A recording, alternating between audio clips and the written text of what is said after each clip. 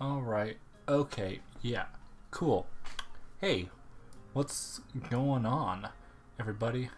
My name, may or may not be Mr. Bernard. I can't even say words. I don't even know what time it is. What is even going on? The only thing that makes sense is, well, Pokemon. Because this is going to be one of those things where I look at this, really bad team that I got here for this stupid, not stupid, it's actually amazing.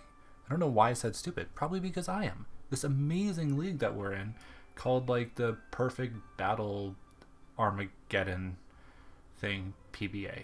It's going to be cool. It's going to be great.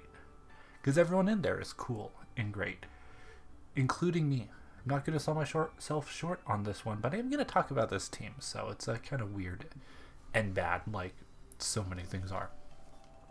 Okay, so first of all, by the way, notice that I've got a fully complete Pokédex in Pokemon Home. Yeah, I'm amazing. And the home update finally happened, so we got like 2 more Pokemon in Scarlet and Violet, and like the genies and nerf and move pool, so that was cool, I guess. It really wasn't. So let's talk about this thing that I got. So yeah, let's get on into it. I know how things work, and that didn't take me forever. Okay, I got Bundle. Now, as many people may know, the bird that hangs out in the gourmet delis, Delibird, it's not exactly the greatest Pokemon ever. It's kind of one of the worst actually, but Mecha Santa, the ultra gourmet deli, the one where you can get like super good prosciutto, I got Bundle. Now Bundle just took the worst Pokemon to like the best. Kind of weird, but okay, just make it water ice instead of flying ice. Give it like min-max its stats and like 7 billion special attack and 400,000 like speed. Hydro Miss. It only learns like 4 moves. One of them is Hydro Miss, and then it gets like Ice Beam, Chilling Water, and like Freeze Dry. Funny thing about Freeze Dry is the things that resist Hydro Pump get hit super effective by Freeze Dry, so that's kind of funny. Yeah, I'm looking at like other people's squads, and I'm just like, oh cool, Bundle 6-0s everything. But you know, it's me, so it's gonna do terribly and horribly. So yeah, we'll see about that. We'll see about that. But you're thinking like, oh man, you got one of the best things ever. How could anything possibly go right for you? Well, check out what I got next. So next up, I actually grabbed Cinderace, the weird rabbit foot Pokemon that's meant to look like a footy player or something. And by the way, if you have suggestions for nicknames, I'll gladly take them, although I'll probably have them decided before anyone gives me suggestions. I'll probably just name this after a footballer like, I don't know, Schmeichel or something. So the cool thing about Cinderace is it's also really fast. It also hits really hard. Like, enjoy your Pyro Ball resist, but it doesn't exist. Well, yeah, it does, obviously, but it's like between the offensive prowess of Bundle and Cinder, it's just like I got 2 fast things, I got 2 heavy hitters, you know, fantastic move pull on Cinderace, great ability in the Barrow, which is like Mega Protein. It's literally the same thing as Protein. Why didn't you just give it Protein? Why'd you have to give it like a fancy name? Like, that was kind of unnecessary, but whatever.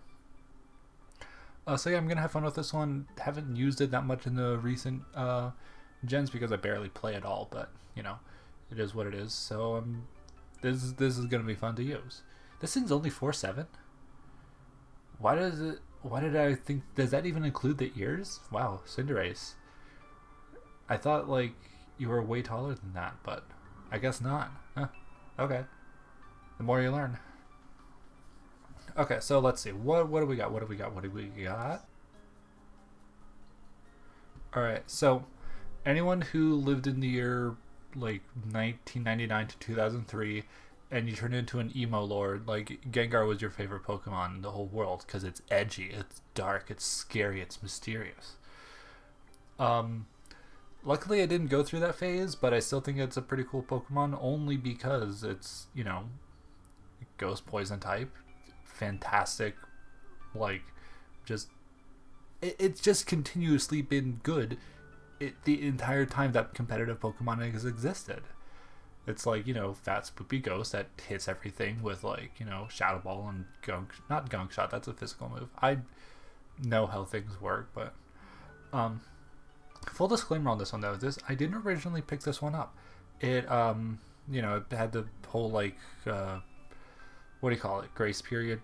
No one actually picked this up in my pool, and I was like, all right, are you sure, you guys? Because I don't know, there's some things that I just wanted to get rid of, and this is something that I wanted to pick up just because, well, kind of. I didn't want to do one of those checkbox drafts. Those things are kind of weird and bad. But I was like, yeah, this thing just kind of works well for me. I mean, 3 fast attackers in a row. Yeah, cool. Why not? I'll do that. The next thing, though, I was excited to get this one. So, let me talk about some weird rules. You know that meme mechanic that we have in Gen 9? The terrestrialization? We went from Mega to Giga to Terra. So whatever the gimmick in Gen 10 is, it'll have to be Peta something. Petadactylized Asian, because everything's going to be prehistoric or whatever. Whatever they end up doing is going to be worse than what I just said. So. But anyway, the Terra rules. 25 total points. Points are equivalent to the price of the Pokemon that you got. This is a points draft, by the way. I was 10th online, and Bundle made it to me. I wanted to get the Funny Fish, but that obviously didn't get to 10th pick. 10 out of 12. Bundle did this, so that was pretty cool. There's a lot of really good stuff. Points draft, Bundle was 19, Cinder was 17, Gengar was 15. And the rules are, 25 total budget for open, free terrestrialization. Anything can do it. Well, not anything. There are actually a lot of things that we decided would be better off to not be terrestrialized. Things like Regieleki and Funny Fish and Chapow, like Zimizazo, or there are a few other things. The rules were kind of weird. People were confused. Palafin was one of them, I distinctly remember. But I didn't really want to get those things because I had something in mind. I'll show you what I had in mind. It is Dragon Energy itself, Regidrago. So its younger brother, Regieleki, would have been too powerful if it were allowed to be terrestrialized. Because it's Regieleki just exists to hit everything in the world except for ground types and sometimes grass types. But the second that one of those goes in, it just gets shut down. Imagine if you could make it like water type or ice type or grass type. It just runs a train on literally everything. So that would have been a little bit too much. But not Regidrago. Regidrago still has a doo-doo garbage move pool. I mean, it gets Earthquake to hit some things, but not much else. But I can just it used to be you got Regidrago on your team. Your opponent's basically forced to bring their fairy type. Otherwise, I just Dragon Energy everything to smithereens. But now, joke's on you, nerd. I can, terrestrialize into Steel type or Poison type or whatever I need based on my opponent's team composure and just kind of run a train on everything. So this is something that I wanted the whole time. I was a little bit, kind of nervous that someone else might have another worse idea than me and take it. But no, I got it. I didn't, however, there's something else in particular that I really, really, really wanted to get to terrestrialize, and that was Thundy T. The genies came back, and of course, once the genie's out of the bottle, everything chaos ensues and everything's weird and terrible, including like, someone sniping me of Thunder T, which I was very upset about, and I had to rethink my entire life and pick something else, because it was like Reggie Drago for 11 points plus Thunder T at 14 made the perfect 25. So I don't know. It was rough, but then again, that's just kind of how Gen 9 goes, drafts go, because there are so slim pickings that everyone gets sniped. So that one was pretty bad for me. So yeah, that was the thing. I did end up getting something else pretty cool, but let's check out what I got next. Okay, so this is a real Decidueye, but I got the Hisuian one. I originally got the regular one, but then decided, nah, I got the Hisuian one instead. However, even though I do have a fully complete, amazing as perfect Pokedex in home, it's not quite, because I don't have all like the regional variants. They're the same number, but just a different form. So I don't actually have a Hisuian Decidueye in here. Kind of awkward. Never really used that thing. I mean, I use it in Legends Arceus, but that's like completely different mechanics and whatnot.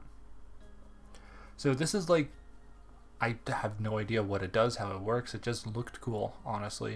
I wanted to get rid of the regular one, so I was like, why not get the Hisuian one? We'll see how it goes. I'll probably do horribly with it. Grass fighting type though, not bad. It was cheap. Kind of decent-ish stats all around, but yeah, we'll see. Next thing, however, let me show you Tyranitar, or as I like to call it, Destroytar. I mean, this is more of a Destroytar, but Megas aren't a thing anymore. We're up to Terra, but this is Destroytar. As it was a 14-pointer, I did make this another Terrastalizer captain. It's going to be pretty cool, because it's like, 4 times weak to fighting, but I can just make myself like a spoopy ghost, or like a flying thing, or heck, even psychic, because why not? It's open, it's free, I can do almost anything that I want. Like, Tyranitar is just good, just similar to like how Gengar's just always been good since like Gen 1. Tyranitar has just always been good since Gen 2. I mean, someone's gonna stop in and be like, actually, but I'm gonna tell you to like go somewhere. In my heart, and in the sound thoughts and minds of every Pokemon player who's been playing since Gen 2. I've been playing since Gen 1 because I'm like almost a boomer. Tyranitar is amazing. It is fantastic. It is power incarnate. It's also got like, fucking amazing base stats. It gets Stealth Rock, like, give it Terrestrialization, it slaps, it can run mix sets, it can run all kinds of things. Assault Vest, bulky, leftovers. Whew. Yeah, this was one of the original things that I picked up, because after I lost Thunder T, I was like, I need something else. I saw Tyranitar. Doesn't quite like synergize so well with the rest of everything else, but you know what? That's cool. I'll also be with this, if I end up playing the guy who's got the Ghost Horse, Lil Nas Hex, I'm not gonna just straight up lose to Ghost Horse. That'll be cool. Alright, so what next? Next up, we got something whose most popular nickname I will not say. It is Florges. Oh man, you can't even say its name without making it sound like its most popular nickname. Like Florges, it sounds the same. It's like, guys, what were you thinking? What were you actually thinking? But anyway, it's just one of those things, as many people say in draft, you need a fairy type. If you don't have a fairy type, like blah blah blah blah blah, well, I mean, yeah, you'll lose to things like Regidrago and Roaring Moon and like literally anything else that learns Outrage. It's like, you could have it, you just kind of need one. the thing is, it's slim pickings. Like, someone literally got sniped of Wigglytuff. Yeah, that's how bad it was. Like, that's how few fairies there are. So the fact that I got Florges at 2, 4, 1, 2, 3, 4, 5, 6, around 7, 9-pointer too. Not bad. I could have gotten this or Sylveon, but I think Sylveon's just kind of weird and bad. So I got this thing instead. Like, yeah, why not?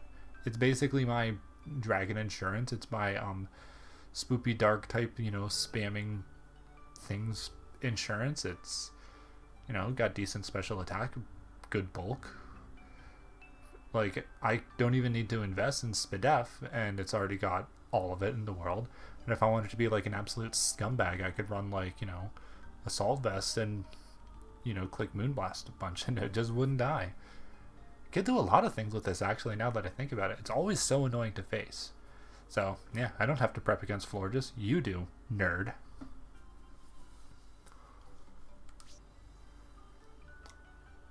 So I can't exactly explain why that when I picked up Fortress, I was, like, extremely unhappy with it. I just looked at it, I looked at its dumb, stupid face, and thought, no, I don't like this. It just felt like an obligation. It just felt like it was like, I don't know. It just felt wrong picking it. But I look at it now, like between this and Florges, it's like, oh wait, this could actually be good. I have a spinner, I don't have to worry about hazards. I have another hazard setter as well. Like, hey, I could actually make this work. Yeah, so Fortress, it's just a utility box for 7 points, Get your Steely Boy, get your Spiker. Does it actually still learn spikes? You're gonna witness me wondering something about this game, something that's been in this game forever, that I just don't know. Just have to double check that it actually gets the moves that I think it learns. Okay, yeah. Oh yeah, I was right. It's that Toxic Spikes, Stealth. Yeah, Stealth Rock. No Sticky Webs, but that's fine. And I still get Rapid Spin. Yeah. Oh man, for a second I got worried that I lost like all of its moves overnight, which some things did. It was just kind of like the whole home release was just kind of a big disappointment. But yeah, I keep all my hazards. I keep my Rapid Spin. It'd be fun if I could still go Boom Boom. Man, Explosion got so less fun. I think after Gen 4, was it like Gen 4, 5, 6, right around there. Boom Boom used to be so fun, but it's just not anymore. So, yeah, Fortress, all around good. Kind of needed it. Not much else I can say about it. I kind of spent a long time trying to remember which gen Pincurchin was fun. So instead of talking about this Pokemon, which you obviously know I got just because it has electric terrain, so I went to Japan about a month ago, and it was incredible. There were obviously so many reasons to go there because I'm a horrible weeb. I think any positive comment about Japanese culture makes you a weeaboo, even if you don't like anime, which you're lying to yourself. You do like anime. If you like sushi, if you like kimonos, if you like, all the temples and Shintoism and all that stuff, you're a weeb. Just admit it. If you want to go to Japan to sit in a greasy izakaya and drink beers with Japanese salarymen, you are a weeb. Admit it. I am a weeb. See? We can both admit it together. So, okay. The fish markets were kind of amazing. I was expecting to be more blown away by that one fish market in Tokyo, where they do like the tuna auctions and everything. I obviously didn't see the auctions because they happen at like 5 a.m. and the trains don't even run at 5 a.m. so I had no way to get there. And by the time I did end up going, it was all just kind of like sleepy and over. Fish market in Osaka though. Osaka is an amazing city. There's just all kinds of like every kind of fish. Like you had your salmon, your tuna, live lobster, like, so many different vendors for like eel. Of course it's Osaka, so you had like takoyaki everywhere.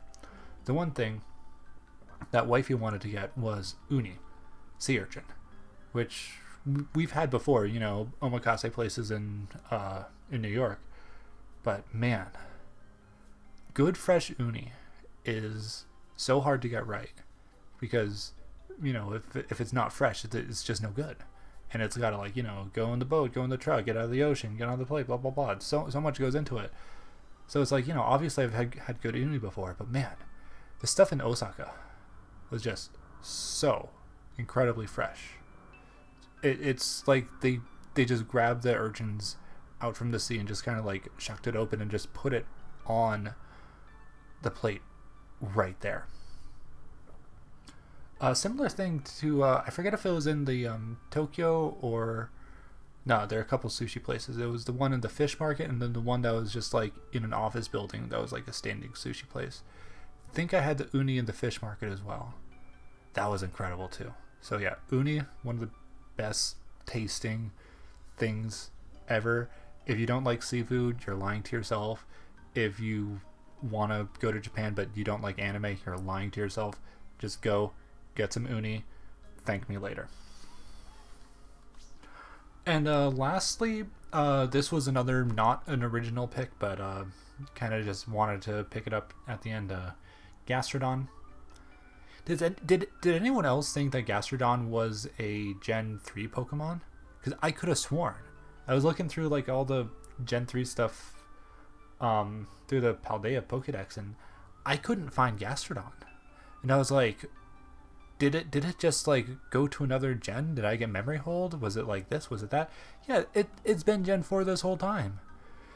Was it one of those Pokemon that was supposed to be another gen, but like they scrapped it at the end and just kind of pushed it back to Gen 4? But Gen 4 barely had any Pokemon. Maybe? Gen 3 didn't have that many either. I don't know. It just makes sense to me that Gastrodon would have been Gen 3. Then, of course, I remember that it's, got the east side and west side. And it's like, oh, yeah, that was a Sinnoh thing. Where they did, like, the east side of Hokkaido and the west side of Hokkaido. Yeah, sadly, when I was in Japan, I didn't go to Hokkaido. I just kind of stayed in, like, the main areas. Would have been fun to take the Shinkansen all the way up there. But it's like a 5 to 8 hour ride to get from Tokyo to Hokkaido. Next time, though. Man, there's so much more I want to do there. But yeah, anyway, Gastrodon's a thing. It's slow, but it's bulky. I've got an offensive water type. I don't see any problem in having multiple water types because it's like they're just one of the better types. Fight me on that. Both bulky and offensively. So yeah, Gastrodon's a thing. Obviously need a ground type to not get 6-0'd by Regieleki. But, joke's on whoever's going to get 6-0'd by Regidrago.